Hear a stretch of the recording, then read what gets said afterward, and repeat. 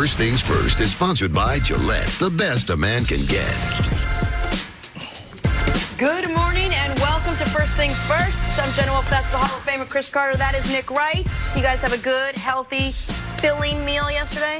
Jenna, it was Thanksgiving. Yes. We ate, and then we I don't know if I'd call it healthy. I ate half an apple pie about 4 hours ago. It was great. It was great. Happy Thanksgiving to everybody. Rumor has it you went off of your... I did. Regiment. Whatever it was. Yes, I had a little stuffing. That is very good. That's a good word. Thank you, brother. Good morning, everybody. Good to see you, Jenna Wolf. Yes. Absolutely. A couple calories heavier, but I am even happier. Drew Brees and the Saints continue their dominance. Out this morning? Oh, did you really? Let her do her job, please, Chris Carter. If you did, we could let talk her do about her that. job. A lot of football yesterday. We talked about Drew Brees. The Patriots, they're getting a big boost this week. We'll tell you why. But let's start in Dallas, where the Cowboys were playing Thanksgiving host to Washington. Good thing Washington didn't make dinner plans because Dallas kept him real busy all night. Dak Prescott threw for 289 yards and scored 3 total touchdowns. Ezekiel Elliott went off for 121 yards and a touchdown on the ground. And Amari Cooper finally had his breakout day, 180 yards receiving, 2 touchdowns in this one. Cowboys beat Washington 31-23. They are now tied, both teams atop the division at 6-5. Here's Cowboys quarterback Dak Prescott on if he felt his team has turned things around.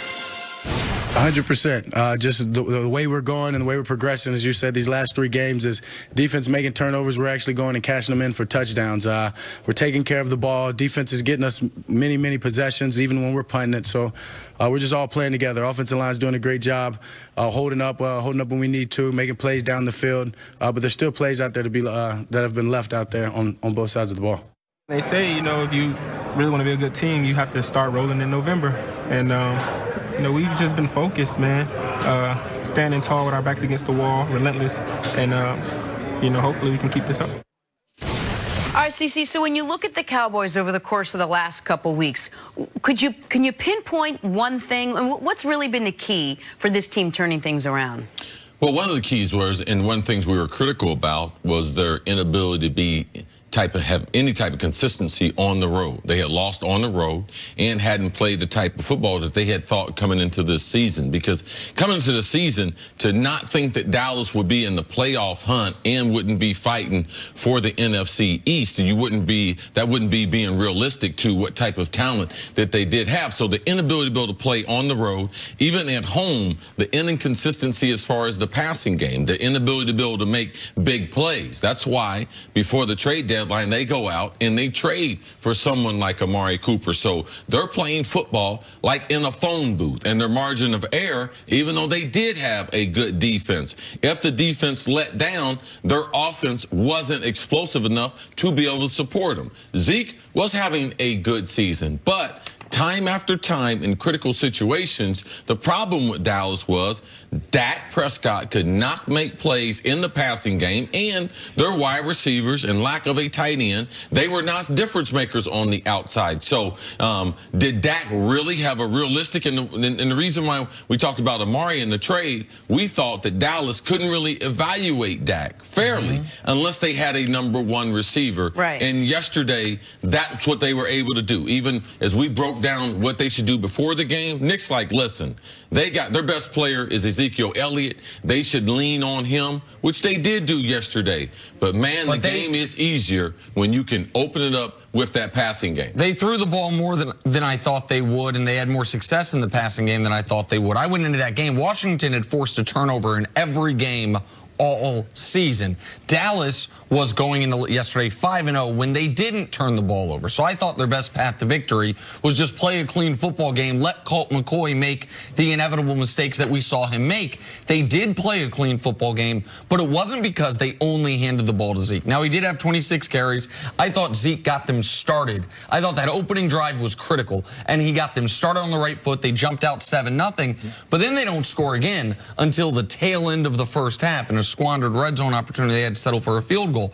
The difference in the game, obviously, was what you alluded to. Dak made a couple good but relatively basic throws that an elite playmaker did the most with. That Amari Cooper on both of those plays, took him to the house. With one play, a defender falls down, but he still has to make the cut to make him fall down. And the other play goes 90 yards.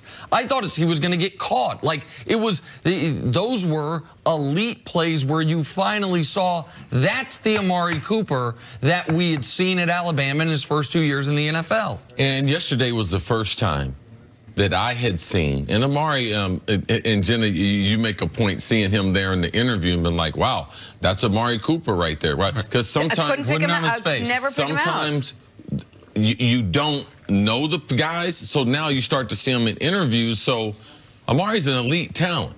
He's an explosive wide receiver. He's a complete route runner. He can run in the slot. He can play outside. His yards after the catch. I mean, yesterday, I was like trying to listen, enough's enough, Amari. Like, I know we can't just keep blaming quarterbacks or blaming systems. At some point, your career is some part of your responsibility. And it's hard when you transition during the middle of the season. But if you look at what he's done in 4 weeks in Dallas, compared to 6 games this year in Oakland, I mean, it was time for him to have that type of breakout game. We've been asking these wide receivers, a number of them have gotten traded, but when you look at the overall productivity, and this game was needed for him because before yesterday, his longest pass of the season, I think was 36 yards in Oakland. I think his longest pass play was 20-something in Dallas. So him to be able to make those explosive plays, you could see. And he made him win. I'm sorry to interrupt. He made him when it looked like the game was slipping away from Dallas. Yes. They had blown the end of the first half, I thought, poorly twice. They blew it in the red zone. They got another opportunity. They blew it again. Washington comes out after Dallas goes 3-and-out early in the second half, scores a touchdown. Now, all of a sudden, it felt to me, Jenna, that a game Dallas had been in control of, they're trailing. They're trailing 16-13, or I'm sorry, they're trailing 13-10, pardon me. And how did we get here? And then Amari on a 3rd and 2 takes it to the house. The next drive on 2nd and 9 from the 10 takes it to the house, and that flipped the football game. Cowboys are taking their sweet time putting everything together. It took them a bunch of weeks before they figured out what it's going to take for them to win. Then they bring Amari Cooper in. Takes them a bunch of weeks before they figure out how to incorporate him into their lineup. So now they've got Amari Cooper working. At least we saw that last night. They got Ezekiel Elliott with 25 to 30 carries every game. He's going to give you hopefully a buck 50 wherever in there.